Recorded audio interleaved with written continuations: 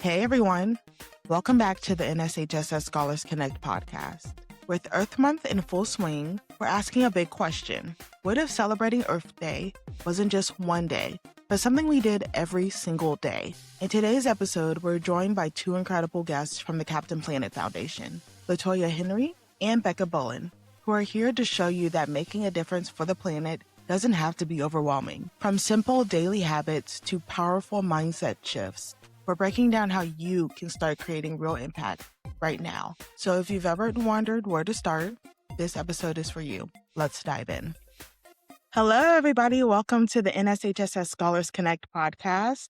I have amazing guests with me today. We have had a partnership with the Captain Planet Foundation for a while now, but it's just so great to have some time to speak, especially for the month that we're in, which is Earth Month. And we're also going to be celebrating Earth Day soon. So I'm going to give you both a chance to introduce yourselves. So tell us a little bit about yourself and then how you also became a part of the Captain Planet Foundation. Brilliant. Becca, you can kick us off. Awesome. Well, hi, my name is Becca Bullen. I'm the program manager for one of Captain Planet's 3 programs called the Planetary Alliance, which is a global youth empowerment program, which is such a blast. I started with the Captain Planet Foundation a little bit over 2 years ago, actually as an AmeriCorps, and have been managing the Planetary Alliance for a little bit over a year. And I'm super happy to be here with both of you to celebrate Earth Day. Indeed. And again, thank you so much for inviting us to join. It is an honor to have this conversation with you, especially, for these young people that are going to be listening and, who want to make a difference in the world. I am Latoya Henry. I'm the Chief Operating Officer at Captain Planet Foundation. Here I oversee program management, implementation, scaling, and strategic planning to help empower young people as environmental problem solvers. And so my work is really centered on making sure our programs do more than just inspire young people, that they're equipped with the resources, the opportunities, and the support that they need in order to lead real environmental change, systems level environmental change in their schools, communities, and beyond. And I was actually introduced to Captain Planet through another organization I partnered with. And these young people were doing adult level work. I mean, I was blown away by the level of impact that the young people who Captain Planet sent to us to talk about. We talked about waste management, we talked about recycling, we talked about a number of different issues, fast fashion, and they were speaking before governments, and they were going in international conferences, and they were, they had the numbers and the numbers to back up the work that they were doing. And I was floored. And to know that we're giving funding to young people to do that work, like what? I have not seen people put hands of money in the hands of young people, a 12-year-old or 16-year-old to do this work. And you have high expectations for young people, and they raise to those expectations and standards. And so that's what the work I do and what brought me to Captain Planet. I love that. I feel like that's kind of our bread and butter here at NSHSS, to be able to give them funds in order to, bring some of their ideas to life and to also foster that in young people is really cool. And I really love that you are having the space to do that. So that is actually a great way to go into my next question, or my first question, really. What is one simple thing that students can do today, just starting today, that will actually help the environment? Yeah, I can kick off with that one. It's so tough because there are a million things that I think young people can get their hands dirty in to get started. But I think for me, the most powerful thing to do to impact your environment is to spend time in it. I know it sounds so simple and maybe even silly, but we are so consumed with our devices or with how busy we are, and we're always jumping to the next thing. And it's incredible how spending intentional time outside nurtures and fosters your relationship with the natural world. And that's really where our activism is based in.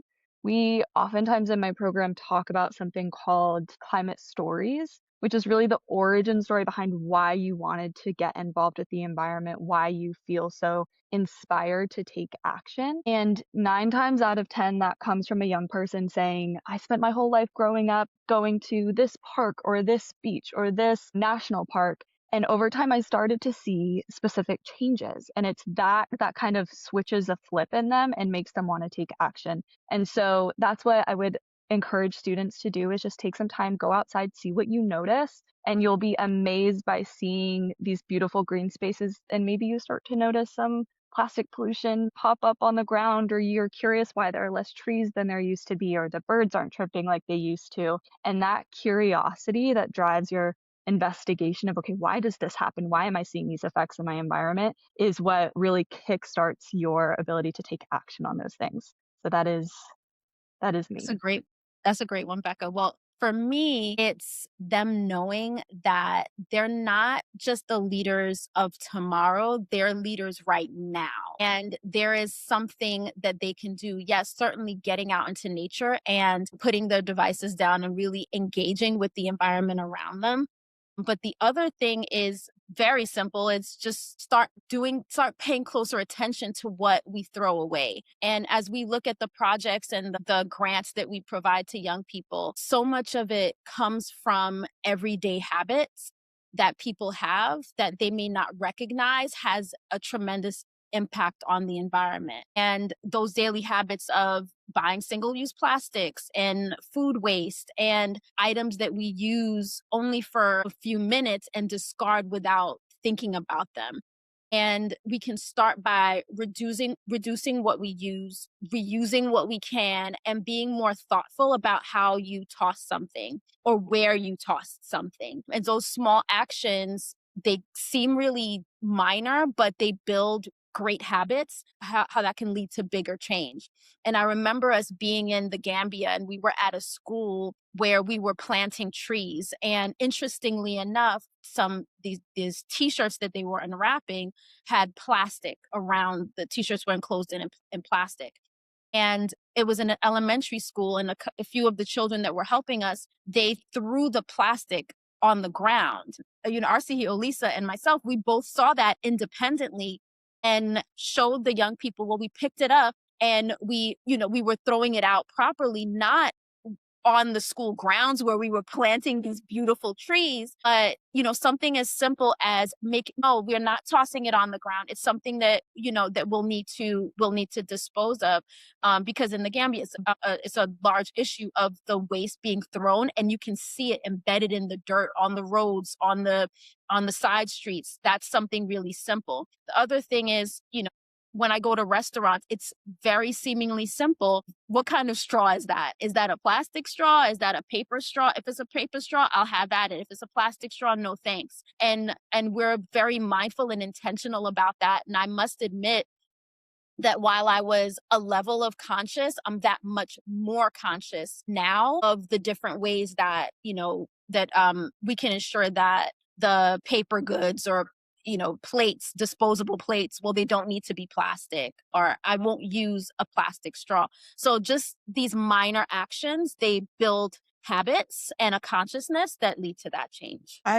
Both of those answers, both going outside, being in tune with the earth, and then also just being intentional about what you're doing, what you're putting out into the world, the single-use plastics, just being more mindful of the actions that you're taking can make all of the difference. And they're also just very simple, like you said, with straws, using paper instead of plastic straws, or not even using a straw at all. Right. There's options, but it's like those small intentional things. And students, you can do this now. There's nothing stopping you going outside. We're entering into spring. We're entering into summer. It's time to be in tune with the earth. There's something about having some fresh air and being around friends and, just connecting with nature that really means a lot. Mm-hmm. And resisting the urge to shop fast fashion in the summer, or the cute outfit that will not last past 2 washes. Mm. You may not get 5 things or 3 things. Maybe you get 1 thing, or thrift. I think the team has like this competitive thrift nature. What thrifting they can do that will, the best buy, you know what I mean? Like best quality, lowest price, but that it's not something that is, that's going to be ruined in a week or a month. That's so true. I love thrifting, so I would definitely be a part of the thrifting challenge or Yeah. competition. But oftentimes, even when I go thrifting, I see a lot of like fast fashion, whether it's like Shein or things that just aren't even marked because it's Yeah. just, mass produced. But that's definitely something that, fast fashion has taken over everywhere. Yeah, not to go on a tangent, but we were at Overheated, and that's Billie Eilish's the conference that she produces, and they had a section or workshop on how to identify quality clothing so Mm. that you're not purchasing fast fashion. Look for the stitching, the dyes, the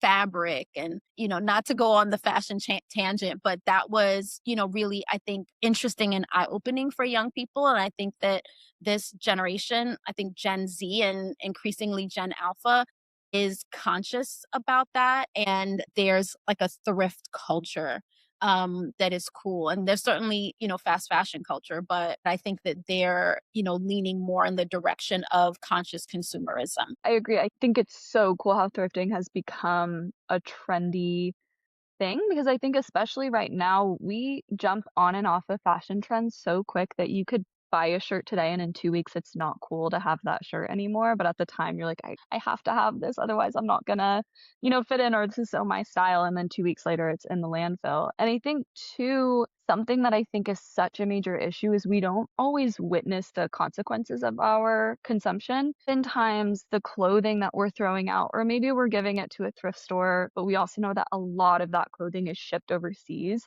and other people are dealing with the consequences of the problem that we are creating. And I always wonder if we were a little bit more, if it was our land that was being polluted with clothes, if we were having islands of clothing and trash in our natural spaces, would we be so careless with the way that we shop and consume?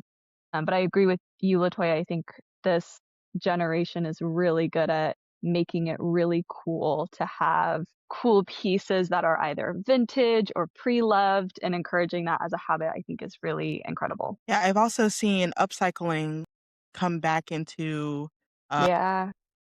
into the cool thing to do now, upcycling clothes that people find at thrift stores. So it's like a Mm.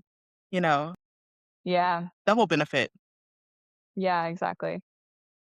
So let's go into a little bit of the education part, myths. So what's one common environmental myth people believe that just isn't true? Say that one person's actions don't matter, that young people, it's so daunting to see the waste problem, the climate change. Like, it's so daunting. How can I affect change? How can I have an impact on it? And the idea that one person's actions doesn't matter, it's just not true. While it's not individual action alone, like, it's not that alone that will solve the climate crisis, but it's also often where that change begins. And one person can certainly influence a classroom, a school, a family, a community. And these individual choices can spark broader awareness, collective action, and even systems level change. And I think that through the work that Becca and the rest of the Captain Planet Foundation team are doing, we can see through the youth's projects that an individual can make a difference. And there's a ripple effect that happens when you're engaging your immediate community. And what may start out as a school project can turn into a district-wide, city-wide, international something. I think something that really demonstrates the importance of that myth is that I have the exact same answer, that individual action doesn't doesn't matter, because you hear that all the time of like, it doesn't really matter if I don't use a plastic bottle today because hundreds of other people are using them, thousands of other people are using them. And so I think I'll just echo what Latoya said and also reference back to our thoughts on the last question, which is that individuals inform trends. And I think so often we undervalue the power that we as consumers have and the ways that we can put pressure on companies and corporations to change their initiatives, to change their products, to better serve what we value. I think we saw that with water bottles are so trendy right now, like Owala water bottles, Stanley water bottles. I think sometimes we might be buying too many reusable water bottles. Right. But That's there the was conversation. but there was a time that the plastic bottle was the norm, and it's consumers that really express their demands and then require that change happen. And to Latoya's point, you can't have policy or market change if consumers aren't demanding it. You can't have those policies be implemented effectively if the citizens aren't willing to be active participants in those policies. And so it's a both and. It's not that your individual action is meaningless. It really sparks something. And every single important movement has started with individuals deciding to change their own behaviors because they don't align with something that's going on. And I'll also say that I think that myth is often perpetuated by companies and organizations that want you to feel like you changing your behaviors won't make a change in the long run. And it is that it's a myth and it's a lie to kind of keep you paralyzed in that inaction. I definitely agree. And I know that students are feeling this because as an adult, I am feeling it. And a sense of, well, what can I do? I'm overwhelmed. There's so much happening. I don't think I have the power to really change anything, but I think that we as individuals, we all hold power to change. Everybody is affected by environmental changes. It's not just you're in a silo. I remember when you were talking, I remember when I was in high school, I remember arguing with my parents saying, we need to recycle. And then printing out this entire sheet of like how to recycle. And I really took that time to teach my parents. I think students have the ability to talk with their families, talk with their friends. Like those are changes that have ripple effect. So with that ripple effect, for students who care about the environment, but they feel overwhelmed, we actually have this as our next question. How do they start to get out there and advocate for environmental changes? Like just where do they start? I think one, that's so common. The idea that you feel overwhelmed by such a daunting concept such as climate change and you feel like you're just one person, it makes complete sense that we would be overwhelmed in that regard. I think the most powerful thing that you can do when you feel overwhelmed is to do something, which sounds, again, simple. We've talked a lot about just taking one action to kickstart your activity. And it naturally creates a ripple effect and it helps you to channel all of that anxious energy, all of that overwhelm that you're feeling and put it into action, which is both good for the planet and also just good psychologically for you to have somewhere to channel all of that energy into. I think also being part of a community of people who care about the same things as you. Something so beautiful about the Planetary Alliance community is we are a community of thousands of young people all across the globe who are seeing the same problems within their local contexts and are able to have a place to talk about it, share about it, discuss different solutions. And just having people to lean on and to talk through those things with is so powerful because it can feel like you're on an island, like the weight of the climate crisis is on your shoulders. And when you realize how many other people actually care and are actually doing something, it makes you feel more, it helps you step into your power a little bit more. And I'll also say just doing one thing, though it sounds very simple, I think it can be really, really hard to try to do everything right away. I experienced this, like in my undergrad, I was doing environmental studies and the whole day I just would learn about environmental issues, environmental problems, how I have to eat a certain way and I have to use these specific products and I need a compost bin and I have to do all of these things and I need to stop driving my car. And that is so overwhelming. Feeling like you have to do every single little thing or it means nothing is not fair to do to yourself. And so picking, okay, I'm going to start with 2 to 3 things that I can implement in my daily life. And then you can start to build on it. But the all or nothing mindset, I think, going back to what I said before, is it just paralyzes you in your inaction to feel so overwhelmed. And even our media just bombards us with climate issues and all of these overwhelming things, because when your brain space is so full of those problems and those stressors, you don't have any room or any energy left to actually do anything. Mhm. So kind of a twofold. It's community, and it's just taking action that is feasible for you in your life right now, and then building upon that with your community. That's beautifully put, Becca. And I think that organizations like National Society for High School Scholars, Mhm. Captain Planet Foundation, that's supporting young people in this way, you certainly start with yourself, right? And start making those changes. And I think to Becca's point, that once you start with one issue or one action, that and find the community and get engaged in more, then you realize what you're more passionate about and you can deepen the work there.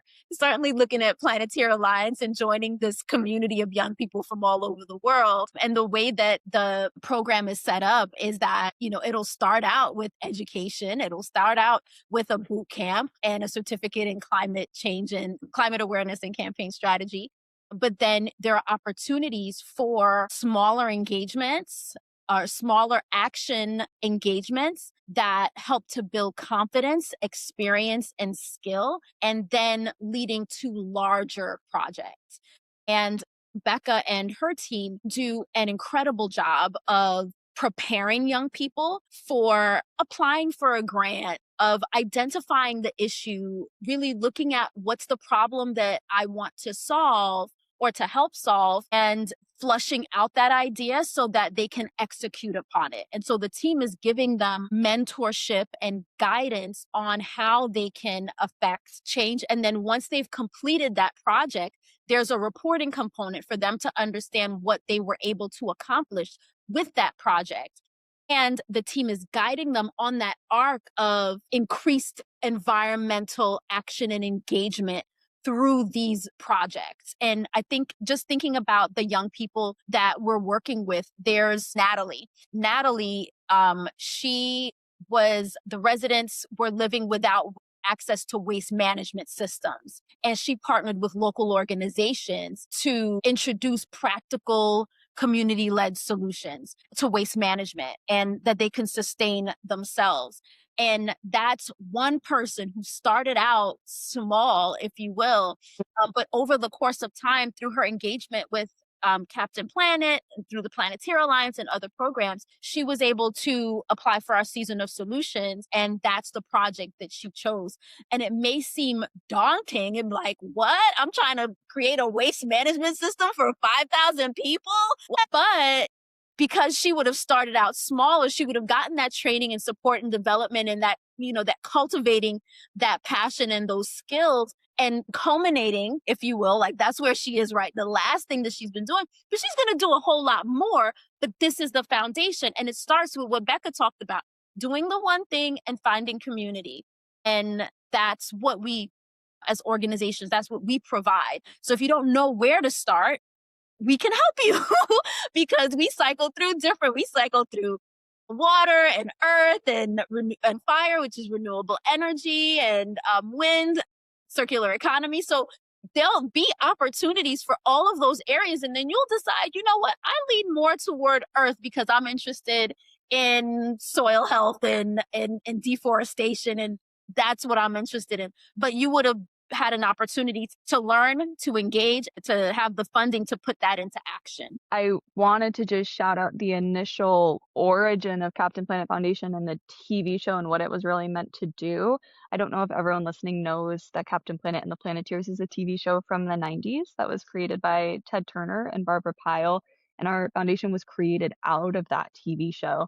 But within the show, there were 5 Planeteers from different continents who would combine their powers and summon Captain Planet, who's this environmental superhero, to help them solve environmental problems. And after that show had aired, there were a ton of young people who felt called and inspired to do some kind of action, but didn't have the avenues or the support to actually participate in that. As a society, we tend to think that there's an age limit to having an impact, or there's an age minimum to having an impact. And really the whole point of Captain Planet Foundation existing is to give, to Latoya's point, young people the tools and resources to know how to work within systems, existing systems, to create the change that they want, and also to open those doors to young people to represent the issues that they care about. We've had so many Planeteers represent youth voices at global UN conferences, places that previously didn't let anyone under the age of 18, and some of them still don't let anyone under the age of 18 enter, but they're fighting that their voices matter. And I think it's so important for a generation that is inheriting a crisis that they did not create, right? They're inheriting the climate crisis, which they did not contribute to. We, as older generations, and I'm part of Gen Z, but as older generations, have a responsibility to open those doors and to give them the access to lead the solutions for the world that they are going to grow up in, that their kids are going to grow up in. Wow, I really love that you're creating a foundation for students to build upon for their entire lives. It's not just a momentary, oh, you care about this cause, do something for it right now, which it is in a way where they're taking action right now, but is building that foundation for them to go into the world as they get older, as they become the next, mentors, helping them create that foundation that is really vital for success and for them to actually put the things that they're passionate about and the things that they care about into actionable steps, which I really love. And if they haven't seen the show, they really should see the show.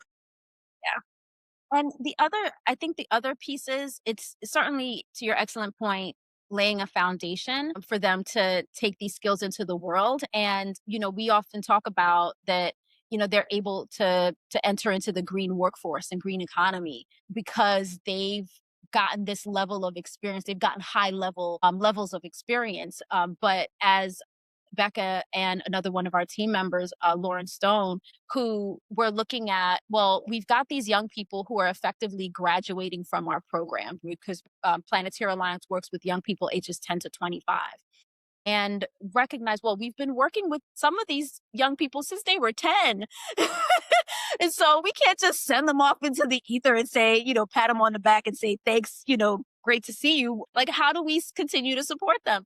And part of the way that we were doing that is creating a community called Captain Planet Collective. And these are young people who may have aged out of our program, or they're over 18 and they're entering into the workforce, and they've found this niche, they found this area of the world that they can have a meaningful impact on. Well, how do we show them the different types of careers and opportunities that are out there for them? So Becca and her team did this incredible job. It's building modules that reflect areas within the green economy that is called the thing of the Green Economy Workforce Development Program that we partner with Accenture on. And these modules literally walk them through what are the different types of jobs, what are the job descriptions for these types of roles, what are some of the skills that you need for this role, what do the salaries look like, what are some of the soft skills through the Accenture Learning to Earning platform. And so they're able to take that foundational experience that they get from us, and they're able to look at how can I create a career? How can I create a life around the thing that I love and the mission that I've found in my life?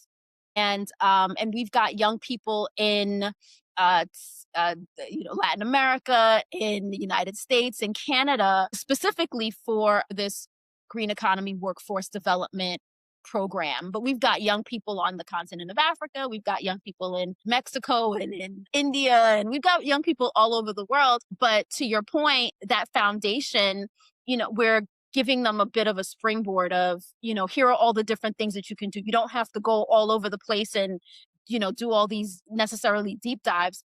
Becca and her team have put together a program that would allow for young people to be able to see how they can translate that passion for environmental change and action into a career. I wish when I was younger, I would have had something that I can kind of put all of my, my passions, the things that I love into some sort of system in order to help me figure out what that means for my future, what possibilities there are for me in doing something that I really care about in the future as a career, as a job, or just organizations that I can even get involved in adulthood. Like, I think those are all important things for students to be considering as they're going into, their college years and then into their careers. Mm-hmm. Yeah, and I think now is the time for the green workforce. I mean, if anything is in demand right now, I think there are green aspects of every single career now, and as that demand grows, it'll just continue to be a really valuable skill to be able to sell on your resume. What gives you both hope, now talking about the future, what gives you hope about the future of the environment? Well, for me, it's 10-year-old Nana in Ghana who hosted her first summit last year. And she had 50 people? She had 50 people at her event, Becca. It's Ipato, who is preserving indigenous knowledge in the Masai Mara, by building a community, building a facility to engage and to trade and to make sure we capture the indigenous knowledge. It's Maximo in Atlanta, who he recognized some erosion. He participated in our Green Heart STEM Challenge, and he recognized some erosion behind his school at a local creek. And it was because the natural plant life had been removed from that area, and it was affecting the life in the creek. And so he had a project of live staking. And so these young people who are doing these projects, they're giving me so much hope. And our team, we have a team of young, energized, passionate, young people, whether it be our program managers and coordinators or our regional coordinators around the world. They're giving me hope because they have recognized and identified an issue. They are incredibly collaborative. They have high standards and expectations. Becca, as she leads the Planeteer Alliance, she has continued to raise the standard there. And we see that the young people all over the world who participate in the program are rising to meet those expectations. And they're thinking and doing big. And that gives me tremendous, tremendous hope for our future as humans and for our environment and the possibilities thereof. And they are fully engaging in we are leaders of now and later. And that's giving me tremendous hope. Yeah, I'll just have to echo what Latoya said. It's the young people that we get to work with every single day that give me hope. For context, the Planeteer Alliance program functions off a platform that we call Planeteer HQ. And it kind of looks like a Facebook for environmental activists. So that's where all of our tools and resources and grant applications are. But there's also a feed where people can post what they're up to or engage in discussions. And if anyone needs a nice pick-me-up, getting on that feed and seeing, oh, this person had a beach cleanup in their community today and they cleaned up X amount of plastic. And this group is presenting a policy recommendation to the Ministry of Environment in the Gambia to improve plastic policy in the country. And this person has created a business for e-bikes to promote renewable energy within their community. And it just is so encouraging. And I think harkening back to that feeling of being overwhelmed, feeling like the whole climate crisis is sitting on your shoulders, there are so many people who are doing those single actions, who are doing those team actions in their communities. And the more that we all pitch in and help out, the more hope that we have for a future.